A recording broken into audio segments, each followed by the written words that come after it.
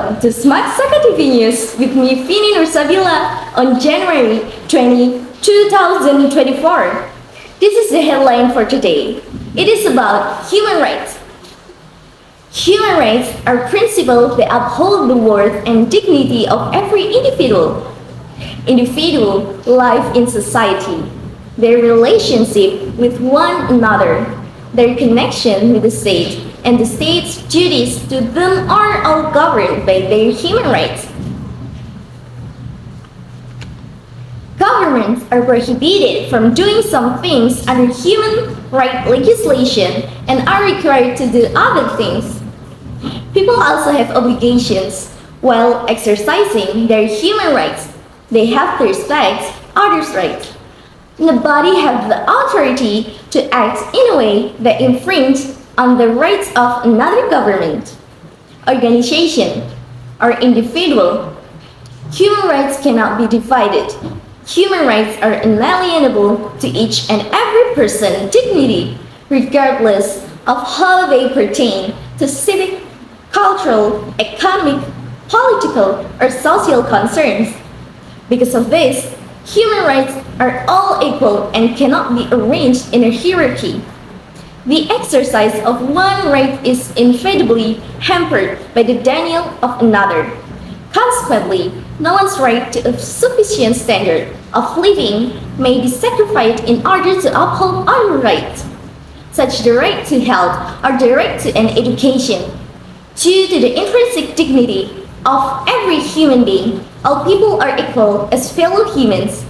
Therefore, according to human rights norms, no one should be subjected to discrimination on the ground of race, color, ethnicity, gender, age, language, sexual orientation, religion, or any other status.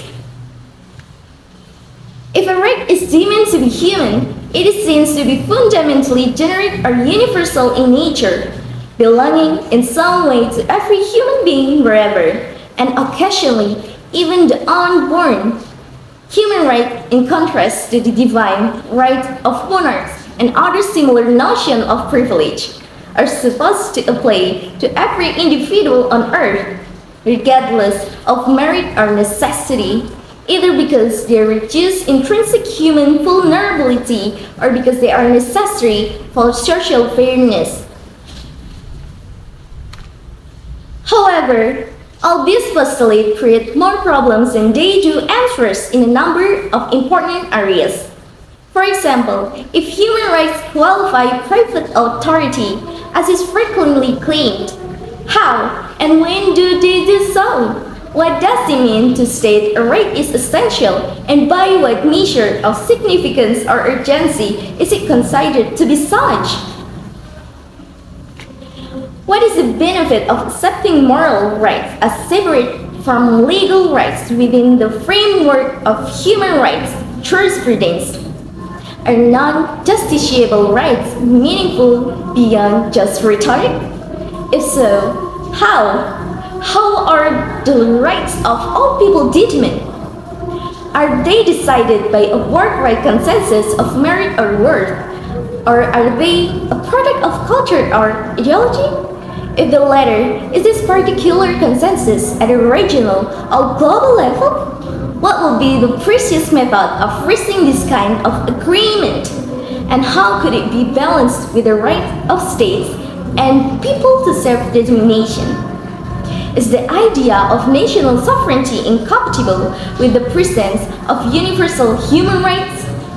This is an additional point of contention for some in the human rights discourse over how these circumstances align with Western ideas of democracy and representative government. Stated differently, the postulates are true, but they raise a number of issues regarding the nature and acceptable rate of human rights as well as any relative priority. They are all contentious, much as the question of where human rights came from and why. This is the news today. I'm Fini Nursabila. Goodbye and see you.